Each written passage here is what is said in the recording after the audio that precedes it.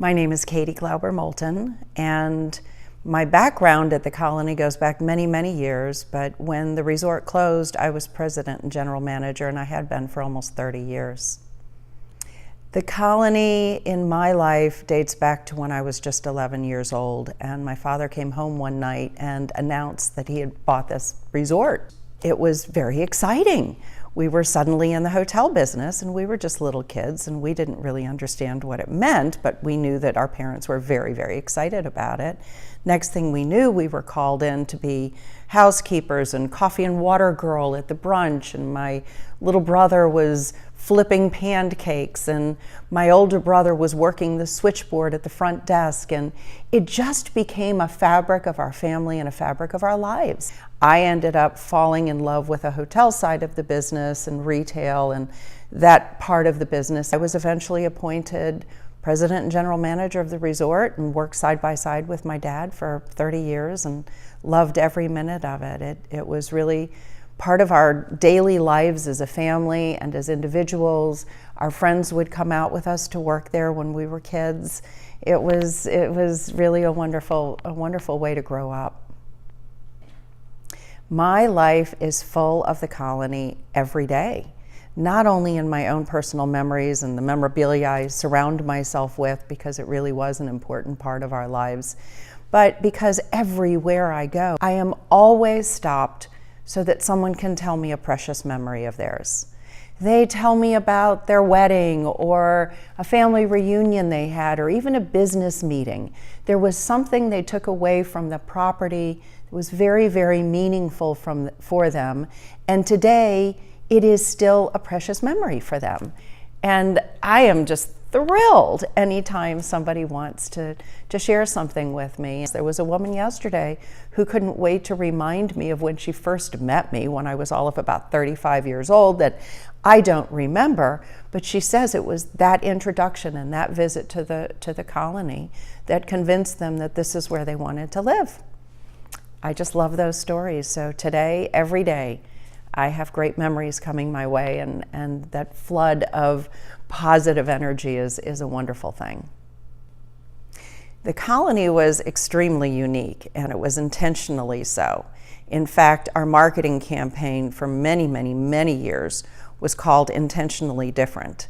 We did things different than most of my peers in the industry who were committed to brands like Marriott and Sheraton and Four Seasons and Ritz-Carlton. We didn't have any rules. We made our own rules, so we could change them all the time. Have a relationship with the guests so that they tell you how they feel. They tell you about their experience, and you can learn not only about how to serve them, but also other guests even better in the future. More importantly, come tell me what they want and what they need so that we can make it an even better experience for the next guest or those people when they come back. The majority of our guests came back, were repeat annually every year, many of them for 30, 40 years. And they came because there was that unusual, unique, comfortable, family-like. It was like coming to somebody's personal home. We also had our concierges contact all the guests before they arrived to try to, again, customize their experience so that we knew that when they arrived, we had as much information as we could to have selected the right accommodation for them, to make sure that they had the right tennis partners, to know that the children were going to go into the children's recreation program. So the children's recreation director already knew the children's names, their ages, what year in school they were in. We did everything we could to try to learn as much about them so that every experience was something that was very memorable. We always called it the people-pleasing business because that's what we did. It was truly about making people happy, and that's what made us happy. It was an unusual situation that we were there for as long as we were. We had employees that worked for us for 30-something years. Some of the employees actually trained me when I was 12, 13, 14 years old, and they were still working there when I came back to take the operation over and stayed with me for another 20 years. We were a family.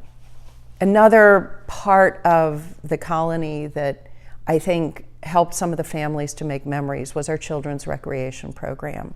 And a lot of the kids were just 2, 3, 4 years old, so they were learning to swim and we were teaching them and all of that.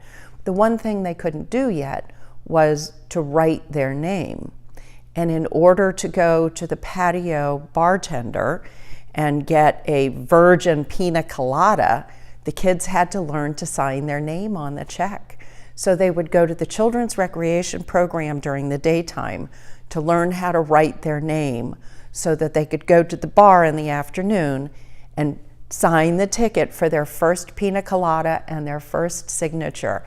Those are the kinds of memories that these families took with them, and they saved that first check that the child signed, and they still have it in their scrapbook. The last days at the colony were obviously painful at best.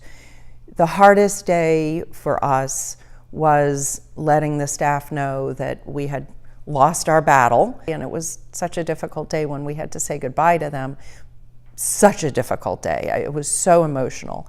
But we made sure that every single penny that we owed them for the work that they did was paid, and we actually had to loan the money to the company to make sure that those paychecks were made, because there was no way that I could live with myself if every paycheck was not fully paid. My human resources director was fabulous, and she worked really, really hard to make sure that every single employee had a job opportunity when they walked out the door, because these people meant too much to me.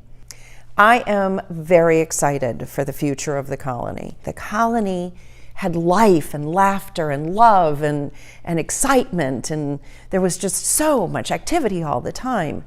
That property was abandoned, and that's all it is. It's just structures now. So they need to go, because for an island like Longboat Key, for a community like Sarasota, it's not something that any of us want to see, is a decaying property in the middle of this paradise that we live in. I know the developer. I've been a part of his planning all along. He's been very open and honest with me, because he knows that I have this emotional connection, but also I have all the historical information that is helpful to them as they go to the brand, the company that there is going to operate it.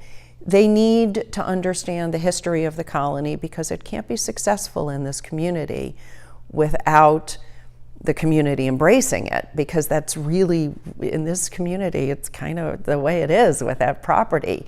Everybody has a vested interest in it. They claim they're going to give a nod to the old property by having a monkey bar. The monkey bar was a gathering place for everyone. And whether it was a local person or a resort guest or a visitor from another hotel, that was where everybody went for fun. And so they've said they're going to have a new monkey bar, and we left some of that memorabilia behind for them. Hopefully that is still there, and they'll have some monkeys on the wall that we used to have and some of the artwork that we had. But they'd like to do that with a property. But having it alive again is really important to us. So on behalf of my entire family, I know for sure that we are eager and excited and enthusiastic about the future that that property holds for so many people to come.